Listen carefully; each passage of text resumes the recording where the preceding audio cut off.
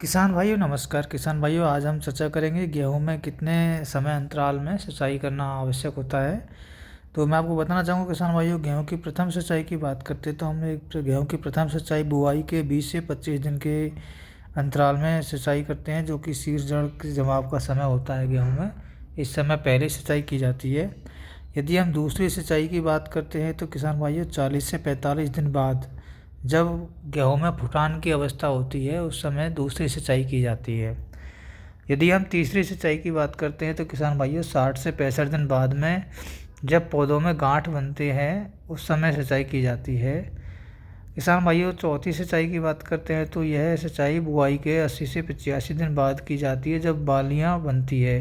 यानी गेहूं में जब बालियां निकलने का समय होता है उस टाइम चौथी सिंचाई की जाती है। यदि हम पाँचवीं सिंचाई की बात करते हैं तो किसान भाइयों गेहूं में पाँचवीं सिंचाई 100 से 105 दिन के अंतराल में की जाती है, जो कि पौधों में दूधिया अवस्था होती है उस समय की जाती है। यदि हम छठी और अंतिम सिंचाई की बात करते हैं तो बुआई से 115 से 120 दिन बाद जब गेहूं में दाना पकने का समय होता है उस समय गेहूं की सिंचाई की अंतिम सिंचाई की जाती है।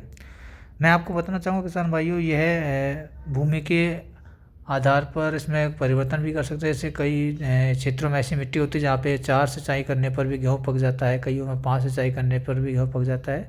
तो जो नॉर्मल जो सिंचाई अवस्था है वो मैंने आपको बताई है। इन सिंचाई अवस्थाओं के आधार पर किसान भाई आप समय पर गेहूँ की सिंचाई कर सकते हैं। धन्यवाद, आप सभी को नमस्कार।